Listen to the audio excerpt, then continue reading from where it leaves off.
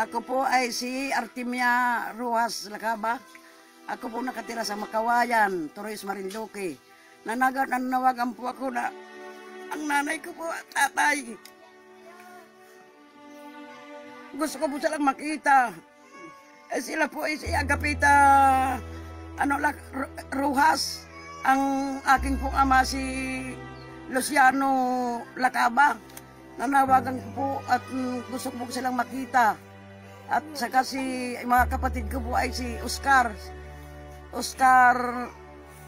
Lacaba, at saka po ay si Esther, si Victor at si Hertilia, si Herminia. Bakit po kayo napapaiyak, Nay? Gaano na po ba kayo katagal na hindi nagkikita ng iyong mga magulang at iyong mga kapatid? Nasa ano na po yan? 45.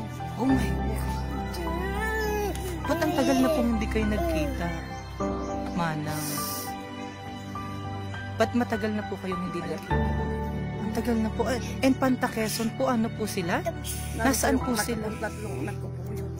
Doon sa Infanta. Ay, nasaan po yung mga magulang mo? Nasa Leyte po yun. Ay, hindi na po kayo nakakauwi sa Leyte. So, yung mga kapatid mo rin po nandun sa Leyte. Okay. Paano naman po kayo napunta dito sa Marinduque? Ay, ako po ay, dati pa ako sa Maynila. Yung kapatid ko po nasa, Pasay. Okay. Ako po ay, nakita po kami sa Pasay at ang sabi sa akin na pag-aralin daw po ako. Tapos po, ay pagdating ko po sa kanila, hindi ba ako pinag-aral? Nasa kanila lang po ako. At ako po ay sa bahay lang po maggawain ng bahay doon sa aking kapatid na si Esther. Tapos? Hertilia po yung Hertilia Lampad ang apelido po ngayon. May asawa na po siya ngayon. Okay. Paano po kayo napadpad ng Marinduque? Ay, taga rito po yung asawa ko. Napangasawa mo po yun. Tapos, dinala na po kayo dito. Ang tagal ng panahon, saka hindi ko po kayo nagkita ng iyong mga magulang. Grabe, nararamdaman ko po ang pagka-miss mo sa iyong mga magulang. Sana sa pamamagitan po nitong programa natin sa Marinduque News, ay mapanood niyo po sapagkat ito naman po ay buong mundo.